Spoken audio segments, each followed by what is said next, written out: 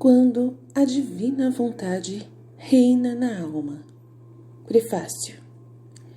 O Catecismo da Igreja Católica, número 521, diz-nos: tudo o que Cristo viveu, Ele faz com que nós o possamos viver nele e que Ele o viva em nós.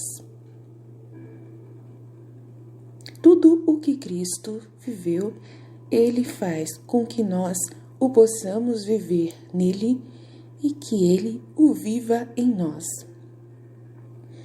Esta é a finalidade da nossa vida. Viver em Cristo e o que Ele viveu, e que Ele o viva em nós. Todo o resto, sacramentos, orações, jejuns, mortificações, penitências, são meios para obter essa finalidade. E se não é obtida, nós os reduziremos a meios pouco fecundos. Não lhes deixaremos produzir o fruto completo. Esta é a finalidade da nossa vida, viver em Cristo e o que Ele viveu e o que Ele viva em nós. Todo o resto, sacramentos, orações, jejuns, mortificações, penitências são meios para obter essa finalidade. E se não é obtida, nós os reduziremos a meios pouco fecundos. Não lhes deixaremos produzir o fruto completo. Os escritos de Luísa levam-nos exatamente a este ponto. Repetir em nós a própria vida de Jesus. E fazem-nos, portanto, conhecer o que Jesus vive no seu interior. Fazem-nos conhecer como opera a sua vontade divina com a sua vontade humana. Verdadeiro Deus e verdadeiro homem.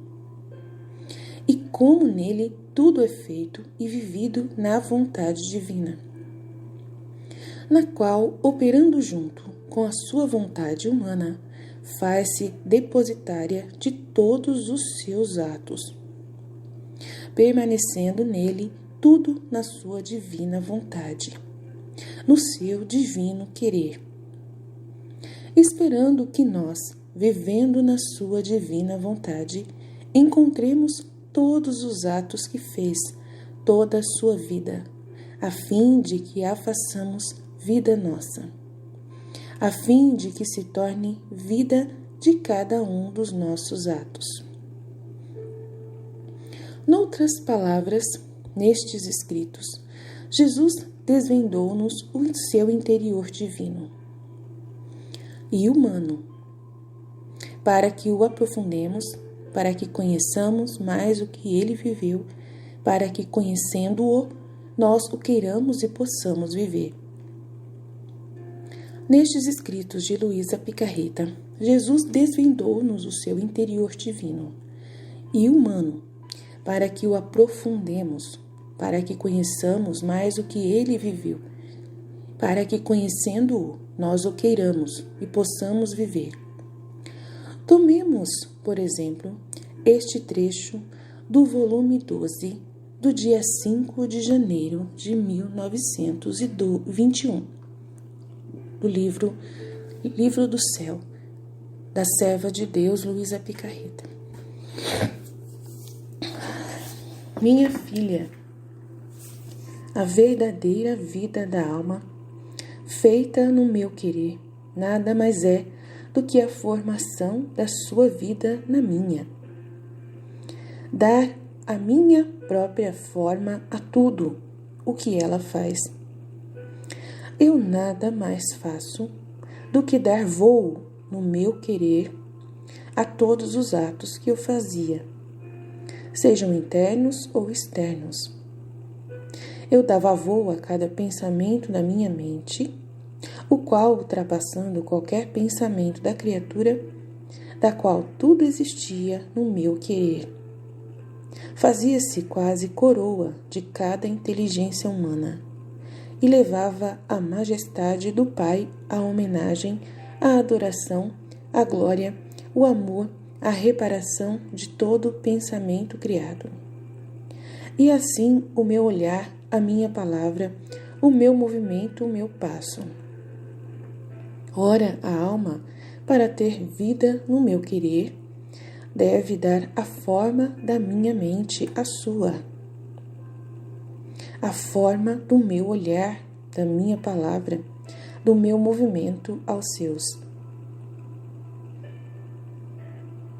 Minha filha, a verdadeira vida da alma feita no meu querer nada mais é do que a formação da sua vida na minha vida, dando a minha própria forma a tudo o que ela faz.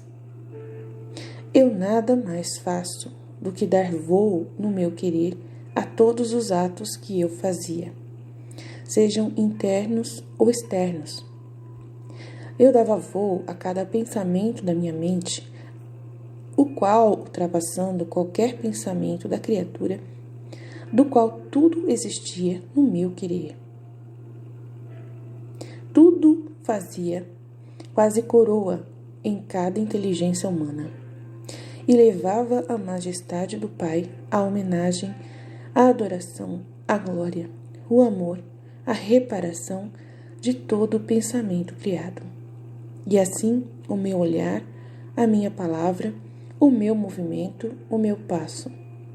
Ora, a alma, para ter vida no meu querer, deve dar a forma da minha mente à sua, a forma do meu olhar, da minha palavra, do meu movimento aos seus.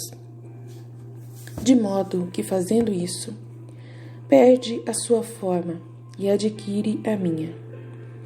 Nada mais faz do que dar contínuas mortes ao ser humano e contínua vida à vontade divina nela, a qual repetirá nela a minha vida com todos os bens que contém, com os meus mesmos modos, com os mesmos méritos, com a minha mesma santidade, com a minha mesma potência e etc. Só a minha vontade, vivendo na alma, insere nela, nos seus atos, todo o bem e a vida dos meus, fazendo com que a criatura uma só coisa, uma só vida, a minha vida nela. Ora, a alma, para ter vida no meu querer, deve dar a forma da minha mente à sua, a forma do meu olhar, da minha palavra, do meu movimento aos seus movimentos, de modo que, fazendo isso, perde a sua forma real, humana, e adquire a minha. Nada mais faz do que dar contínuas mortes ao seu ser humano em cada ato, e contínua vida à vontade divina nela. E isso ela repetirá totalmente a minha vida, com todos os bens que contém, com os meus mesmos modos, com os mesmos méritos, com a minha mesma santidade, com a minha mesma força de vontade e potência. Só a minha vontade, vivendo numa alma, insere nela, nos seus atos, todo o bem e a vida dos meus atos, fazendo com que a criatura viva comigo uma só coisa, uma só vida, a minha vida nela. Portanto, quanto mais conheçamos o que o Cristo viveu, mais vamos querer que vivamos Ele em nós, e mais poderá Ele vivê-lo em nós até a plenitude possível a uma criatura. Portanto, quanto mais conhecemos o que Cristo viveu, lendo o livro Vida Íntima de Nosso Senhor Jesus Cristo, Mística Cidade de Deus, Vida de São José, se possível a vida de São João Batista, da monja Cecília Baide, se eu achar, e a Valtorta, e todos os livros das místicas que receberam o conhecimento da vida interior de Jesus, que se aproximaram mais de Jesus, e principalmente os 4 evangelhos, nós vamos querer viver totalmente a vida de Jesus em nós. E vamos poder viver pelo conhecimento e pela imitação, até a plenitude possível a uma criatura.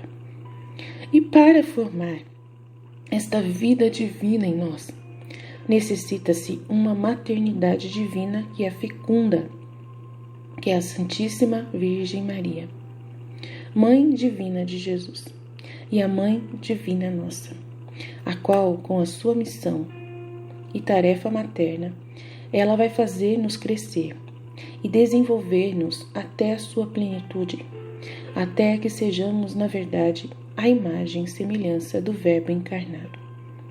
E para formar esta vida em nós, nós necessitamos da maternidade divina, que a fecunde, a Santíssima Virgem Maria, a Mãe Divina de Jesus e Mãe Nossa Divina, a qual, com a sua missão de mãe e tarefa maternal, vai fazer crescer e desenvolver em nós até a sua plenitude, até que sejamos, na verdade, uma imagem e semelhança do Verbo encarnado, seu Filho.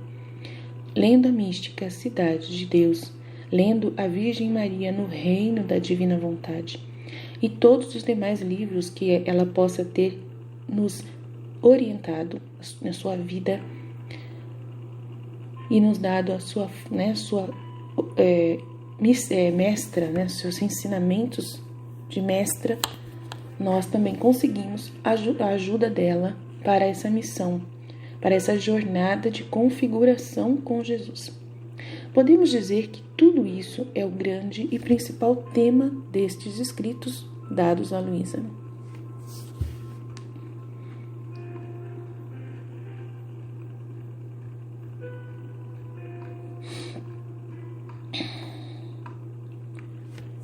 Os escritos de Luísa Picarreta. Da vida exterior de Luísa poderíamos relatar um sem número de fatos maravilhosos e extraordinários, como os narram tantas pessoas que a conheceram.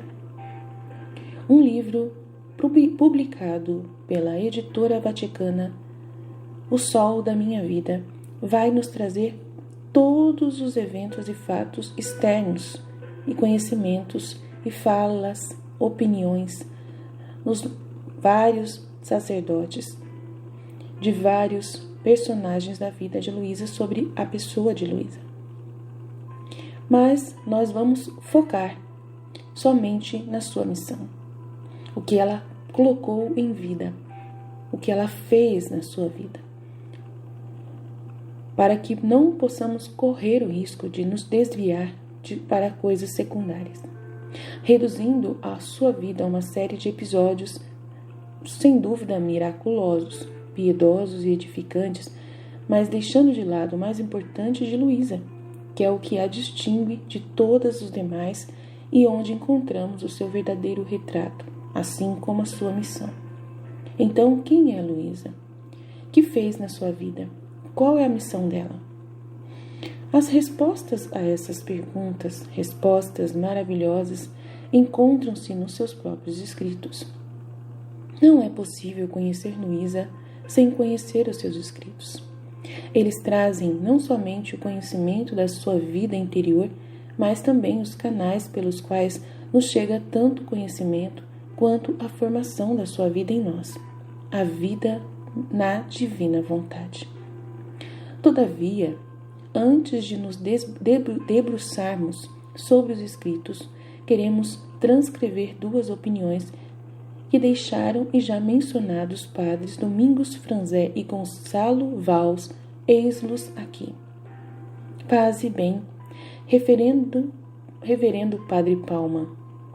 Há mais ou menos um ano, exatamente no passado mês de setembro, Vossa Reverendíssima entregava-me também, por parte de uma importante pessoa, 2 cópias do livro intitulado O Reino da Divina Vontade, com o fim de que eu desse um julgamento sobre essa obra, cujo autor se havia escondido no mais estrito anonimato.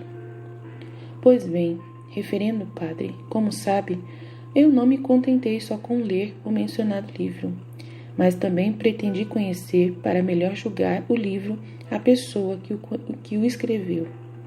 Depois de ter lido as palavras e de ter falado com quem as escreveu, não me limitei só à minha convicção. Também procurei o parecer de alguns dentre os meus competentes confrades religiosos, de um dos quais lhe trago uma breve análise, tratando-se do padre Gonçalo Valls, professor de teologia neste nosso Colégio Internacional Santo Antônio e examinador delegado para a revisão dos nossos livros. Em verdade, a quem não tivesse tempo nem vontade para analisar o livro, bastar-lhe-ia dar uma olhada no índice do mesmo para ver como uma alma chamada por Deus à perfeição eleva-se gradualmente pelos caminhos do desapego e do aniquilamento, das tentações e das provas, entre as quais, duríssimas, uma se prolonga já há mais de 46 anos. Gradualmente, pelos caminhos do desapego e do aniquilamento, das tentações e das provas, entre as quais, duríssima, uma se prolonga há mais de 46 anos. A mim, que sou médico, causa simplesmente um estupor o fato de que na paciente não haja nada encontrado de chaga de decúbito ou outra erosão da pele numa pessoa obrigada a estar imóvel em cama por período tão longo de anos. A mim, que também sou religioso regular, dá muita consolação ter sido assegurado de que durante tão longos anos nem os médicos, nem os confessores, nem os arcebispos tenham descoberto jamais fraude alguma, depois de ter feito provas exaustivas. A mim, finalmente, que sou sacerdote, alegra-se a alma por ter verificado na paciência não só toda a delicada integridade das virtudes cristãs, senão, ademais, uma alma que tende à perfeição, iluminada por uma graça especial. Afora tudo o que nosso Senhor parece dignar-se realizar nesta alma, para purificá-la e fazê-la digna instrumento da misericórdia para os seus semelhantes, eu noto nestes escritos uma ideia predominante, que poderia chamar a ideia mãe da existência desta criatura, a divina vontade. Afora tudo o que nosso Senhor parece dignar-se realizar nesta alma, para purificá-la e fazê-la digna instrumento da misericórdia para os seus semelhantes, eu noto nestes escritos uma ideia predominante, que poderia chamar a ideia mãe da existência desta criatura, a divina vontade. A pobre paciente chama todas as almas para que penetrem no mal que cada uma faz nas suas vontades pessoais, e quer fazer constatar que assim como um só é o mal comum de todas as vontades humanas, ou seja, o pecado, igualmente um só também é o remédio universal para todos os homens pecadores, isto é, que a santíssima vontade de Deus seja a vida da vontade humana. Se a obra de que falamos não fizesse mais do que inculcar no leitor os direitos de Deus e do seu divino querer, afirmar o seu poder supremo sobre todas as vontades humanas e sobre todos os poderes e reinos da nossa minúscula terra, eu diria que isso seria já muito para o bem das almas. Reverendo Padre, com julgamento de médico e de sacerdote, digo-lhe que somente um espírito tão mortificado e perenemente mortificado, somente uma vontade humana, amalgamada, totalmente fundida na vontade divina, pode chegar a concepções tão básicas e fundamentais como as que manifesta esta alma, a qual, sem estudos profundos e sem escola, sozinha no leito da sua dor, com uma cultura literária, teológica e ascética limitadíssima, fala com verdadeira competência dos temas mais complexos, dá solução aos problemas mais difíceis, conduz a alma de quem lê os seus escritos aos campos mais perfumados da virtude. Não é agora o momento, obviamente, de que eu faça referência às provas físicas, psicofísicas e morais que fiz na paciente. Eu tenho a certeza moral, e também porque quem escreve já tem vivido 65 anos e é alheio a tudo o que tem de sabor do mundo e a tudo o que tem de sabor de imoderação. Repito, tenho a certeza moral, no que é possível ao ser humano, de que o livro que Vossa Reverendíssima me apresentou poderá fazer um grande bem, especialmente porque procede de um espírito reto e sem fingimento. Agradeço-lhe pela bela oportunidade que me deu e confio-me às suas dignas orações, enquanto me subscrevo. De Vossa Reverendíssima Devotíssima em Jesus Cristo, Frei Domingos Franzé, Roma, Colégio Santo Antônio, 20 de julho de 1931. Do análise do Padre Vals, que o Padre Franzé menciona, transcreveremos somente as afirmações principais, que são as seguintes. Reverendo Padre Franzé, eu li e estudei o livro intitulado O Reino da Divina Vontade e depois de ter meditado em alguns de seus pontos, posso declarar o seguinte.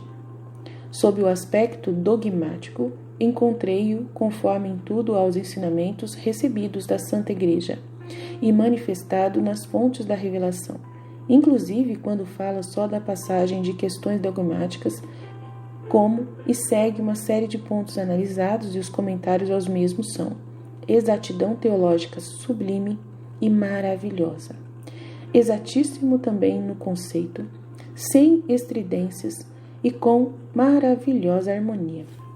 Nunca se repete, ao contrário, sempre encontra novos e belíssimos aspectos, sem se separar nem por um instante do reto conceito das verdades de fé. É verdade que aqui e ali se encontram algumas incertezas e às vezes até coisas estranhas, que necessitariam alguma explicação, mas é também verdade que quanto mais se reflete sobre as mesmas, mais desaparece a aparente dissonância da primeira impressão. Ademais, Jesus mesmo o diz à alma quando a tranquiliza dos temores que esta sente de escrever os disparates. Sob o aspecto ascético, é justíssimo em todas as suas apreciações, seja ao apresentar os meios ativos da santificação, oração, trabalho, cumprimento dos próprios deveres, sacramentos, práticas de piedade, leituras, sofrimentos, etc., seja especialmente nos amplos ensinamentos que dá sobre as virtudes mesmas. Para justificar todos estes pontos, seria necessário citar o livro inteiro. Bastaria, contudo, ficar com aquelas que se destacam no índice sobre obediência, humildade, esperança e mortificação. Quanto aos fenômenos místicos, o livro parece verdadeiramente inspirado. Dos numerosos pontos que assinala, indicamos, por exemplo, este: diferença entre o conhecimento abstrativo e o conhecimento intuitivo de Deus e da própria alma. A descrição que faz do intuitivo é uma demonstração psicológica e experimental da doutrina teológica sobre o modo de obrar divino dos dons do Espírito Santo e dos sentidos espirituais, em contraposição com o modo de obrar humano das virtudes, etc. No que se refere ao autorretrato desta alma, vê-se que vive intensamente a vida da graça, da qual faz descrições tão belas e exatas que somente os dons do Espírito Santo podem dar-lhe a inteligência e também a ciência para podê-las exprimir. Destes dons em plena atividade provém esta contemplação de Deus nos seus atributos e na sua vida trinitária. Essa contemplação de Cristo e da Santíssima Virgem nos seus mistérios, essa visão tão consoladora e maravilhosa da divina vontade que governa o mundo, essa introspecção psicológica com a qual descobre nos ângulos escondidos da alma os esconderijos sutilíssimos do amor próprio, Não doutra fonte, senão da graça divina, que absorve todo o ser desta alma, pode vir essa resolução e generosidade com que se dá os maiores sacrifícios íntimos que lhe pede o seu amado. Essa delicadeza e vivacidade de sentimentos, por exemplo, a luta que ela sustém entre os impulsos da misericórdia e da justiça divina, das quais se faz zeladora. Como convém a uma vítima, também a imensa caridade pelo próximo que brota e tem por fundamento o amor a Jesus, e que lhe faz defender as almas contra os castigos de Deus, pelo mesmo amor que Deus tem por elas. Permitiria, diz, que Deus castigasse os homens se com o mesmo golpe com que os fere, não atingisse a si mesmo em Cristo. E, sobretudo, só da graça pode vir essa substituição da própria vontade com a do Senhor, que a faz ficar em paz, segura e contente, em meio às maiores tribulações e sofrimentos, em meio à aridez espiritual e que constitui a missão particular desta alma. Também a este ponto acontecem de vez em quando algumas incoerências, como, por exemplo, as autoexaltações que pareciam exageradas, mas observe-se que junto a estas faz ressaltar sempre a graça de Deus, o dom de Deus, e que os mesmos favores afundam mais no seu nada. Assim também a necessidade que ela faz das suas expiações para salvar o mundo, como se não bastassem os méritos de Cristo. Certamente aqui nos encontramos diante do mistério de uma íntima união entre Cristo e o seu corpo místico, pelo qual o próprio São Paulo dizia: cumpro na minha carne o que falta das tribulações de Cristo. Ela se responsabiliza pela salvação, que é o que ela realmente recebeu de Jesus, para que ela pudesse viver realmente a vida de Jesus e responsabilizar-se com os seus méritos próprios, unidos aos de Jesus, para salvar o gênero humano. Então eles dizem que isso que eles acham isso uma autoexaltação e uma responsabilização muito grande, que parece ser exagerado. Mas aí eles falam, observe-se que junto a estas autoexaltações da alma, ela faz ressaltar sempre que é dom de Deus, que é graça de Deus, que é por causa de Deus, e que os mesmos favores a afundam cada vez mais no seu nada. Então, toda pessoa que vive na divina vontade vai fazer essa mesma coisa, tanto que eu estou fazendo isso também, e as pessoas estão começando também a se assustar. Por todas estas observações feitas assim de passagem, daqui e dali, e confrontando, eu nutro a íntima persuasão de que a pessoa em questão, Luísa Picarreta, é uma alma de Deus, e que é divina a obra que nela se cumpre. Não conheço a vida e nem a história particular desta alma, mas para justificar este meu conceito, basta-me o exame somente do livro, e o efeito que eu mesmo experimentei com a leitura, a qual destilava no meu espírito novas ânsias de melhorar espiritualmente. Só Deus tem as chaves do coração e o faz vibrar para a santidade. Compreendo que o livro em questão necessitaria de um estudo mais profundo e tranquilo do que esse que eu tenho podido fazer em meio às minhas atividades. Talvez o faça no futuro, se Deus permitir, mas estou persuadido de não mudar, mas somente confirmar com isso a minha opinião. De vossa reverendíssima, devotíssimo confrade assinado Frei Gonçalvo Valls, Roma, Colégio Internacional Santo Antônio, 18 de julho de 1931. Ora, onde está a singularidade de Luísa? O que a distingue de todos os demais? Digamo-lo logo e com palavras simples. Ela é a primeira a viver da vontade divina, a imitação perfeita da humanidade de Nosso Senhor. O meu alimento é fazer a vontade de meu Pai, e a imitação perfeita da Santíssima Virgem. Faça-se em mim segundo a vossa palavra. Os santos e a Igreja conheceram até agora somente a vivida na conformidade à vontade de Deus, o pleno abandono até a união com a vontade de Deus com o querer divino. Podemos tomar, por exemplo, disso os conceitos de São Francisco de Sales ou de São Vicente de Paulo, E poderíamos citar centenas, mas baste com apenas estes. Na seguinte expressão: esvaziar-se de si mesmo e unir-se com a vontade de Deus tão completamente que não fique mais do que uma com a sua. Este, poderíamos dizer, é o ponto mais elevado humano, e a doutrina de Luísa traz uma diferença com essa união de vontades. Tomemos dos escritos dela mesma a resposta.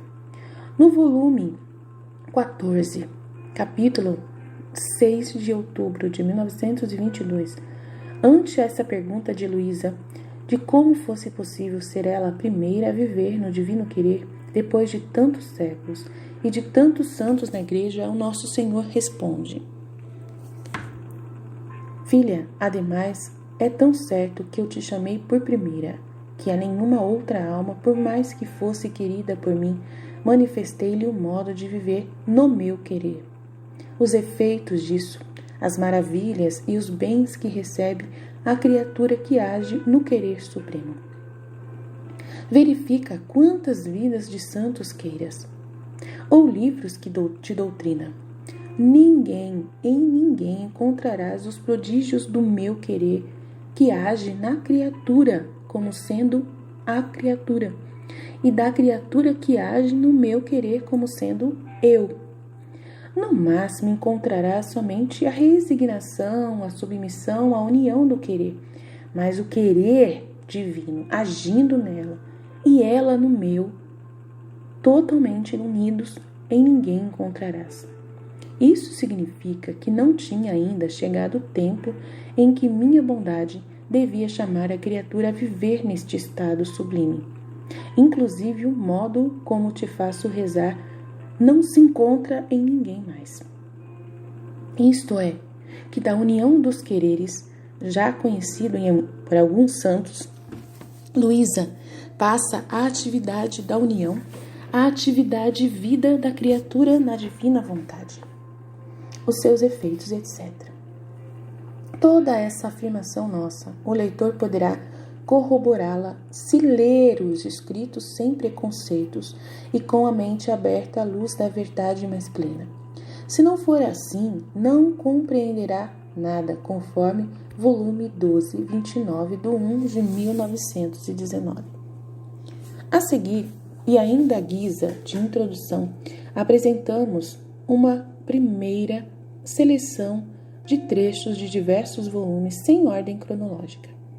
A partir daí virá outra seleção em ordem cronológica, trazendo uma pedagogia crescente, ou seja, de conhecimentos e verdades menores vai passando a conhecimentos e verdades maiores, pelo que se recomenda ler, ao menos pela primeira vez em ordem, os títulos ou cabeçalhos dos capítulos não foram colocados por Luísa, e colocaram-se com a única intenção de identificar facilmente o conteúdo de cada um. José Luiz Acuña, México. Trechos introdutivos.